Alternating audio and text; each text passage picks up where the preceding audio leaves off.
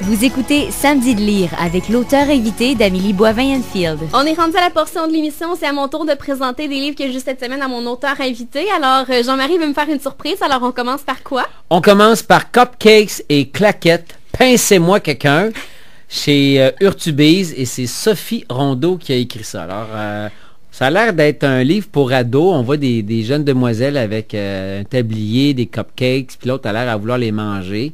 Alors, ouais, qu'est-ce que t'en as pensé? Ben, c'est le tome 3 de la série. C'est deux sœurs jumelles. Alors, on a Clara et sa sœur Lily. Alors, Lily, ben, c'est la fille dans le duo de sœurs qui adore danser. Elle va dans une école de danse et elle va découvrir cette année la musique hip-hop. Alors, style de musique qu'elle connaît pas. Elle va avoir un professeur assez exigeant, elle va trouver ça difficile.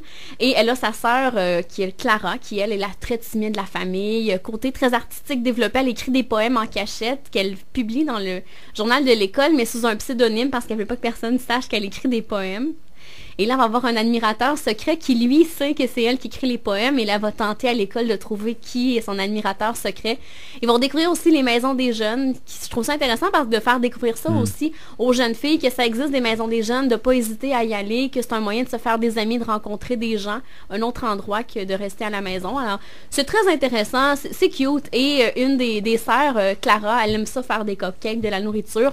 Et à la maison des jeunes, elle va montrer aux jeunes comment cuisiner. Oh. C'est cute. Pour des ados, des adolescents? Je dirais à peu près des jeunes filles à peu près entre 8 et 12 ans. Là. Ah, OK, des pré-ados. Ou pré-ados? Ouais. Ah, moi, je pensais à ados. OK, ouais, pré-ados. 8 ans? OK, peut-être plus 10-13 ans. Alors, de Cupcakes et Claquettes, on passe à Biz qui a écrit Mort Terrain, publié chez Leméac. Biz, évidemment, de Loco Locas. Exactement. Alors, c'est son 3e roman, Mort Terrain. Ben, c'est le terme qu'on utilise pour les résidus après une exploitation minière. Et Mort Terrain, c'est aussi le nom du village qu'on retrouve dans le roman, qui est un village qui est en Abitibi, mais complètement dans le nord de l'Abitibi. Et c'est l'histoire d'un médecin montréalais qui débarque dans ce petit village-là et il va découvrir la solidarité qui unit ce petit village-là, mais il va avoir des gens qui vont vouloir venir établir quelque chose de nouveau dans ce petit village-là et ça va venir créer la bisbille dans le village. Et on va voir aussi qu'il va y avoir des conséquences à ce projet-là qu'on veut implanter dans le village. Un beau roman, je ne sais pas si tu as déjà lu des romans de Biz, mais c'est écrit vraiment de façon magnifique. Il utilise des termes précis. Et au début, je trouvais ça un peu déstabilisant parce qu'on avait les gars de chantier avec leur langage, les Autochtones, et là, on avait des beaux mots pour nous rappeler ça, mais en fait, c'est le médecin qui parle bien. Alors, il a trouvé un moyen d'écrire de beaux textes en nous rendant des événements très, très intéressants. Et il touche à des trucs qu'on utilise rarement, qu'on traite rarement dans les romans, comme par exemple le développement des régions, le droit des Premières Nations, l'exploitation minière. Moi, c'est la première fois que je lis un roman où on parlait de ça. Et il parle des enjeux qui sont rattachés aussi à l'exploitation minière. Alors, surtout en ce moment, avec ce qu'on entend parler avec Anticosti, c'est vraiment à propos, là. Mais c'est un gars engagé, hein, Biz? Est-ce que tu reconnais le gars engagé dans la plume? Pas tellement. Non? Il a fait attention quand même. Ben, c'est sûr que ça nous fait réfléchir. Ouais. Mais oui, on reconnaît un peu, mais je lisais justement des entrevues sur lui cette semaine et il a fait un peu attention, justement, pour pas trop faire un pamphlet de revendication avec son roman. Oui. Alors, on s'en va dans un autre registre. Les Éditions de l'Homme publient une traduction de Beautiful Bitch, Charmante Garce, un roman de Christina Lorraine. Oui, Christina Lorraine, c'est un duo d'auteurs qui nous ont présenté il y a quelques mois, je pense à peu près 9 mois, Charmant Salaud. Et par la suite, on a eu, il y a quelques mois, Charmante Inconnue. Alors, Charmante Garce, c'est la suite de Charmant Salaud. C'est parce que les lectrices ont demandé aux auteurs de créer la suite parce qu'on se demandait ce qui se passait avec les deux personnages principaux de Charmant Salaud. Alors, on retrouve dans ce roman-là Chloé et Bennett. Et tous les deux travaillent très, très fort. Et là, Bennett s'ennuie de Chloé parce que c'était son ancienne assistante. Et là, maintenant, elle travaille dans la même entreprise, mais elle a monté de grade. Alors, il la voit moins souvent qu'avant. Ils peuvent faire moins de trucs dans le bureau de Bennett. Et là, finalement, ils vont vouloir partir en voyage ensemble pour aller se retrouver. Il va arriver plein de péripéties. Alors, si les gens ont aimé Charmant Salaud, on va aimer Charmante Garce. Mais si tu bien cochon intense. C'est de l'erotico. Dans le fond, c'est... comment je pourrais te raconter ça? Ben, ils se retrouvent dans le bureau pendant qu'il y a plein de gens dans le bureau puis ils font des cochonneries dans le bureau, là.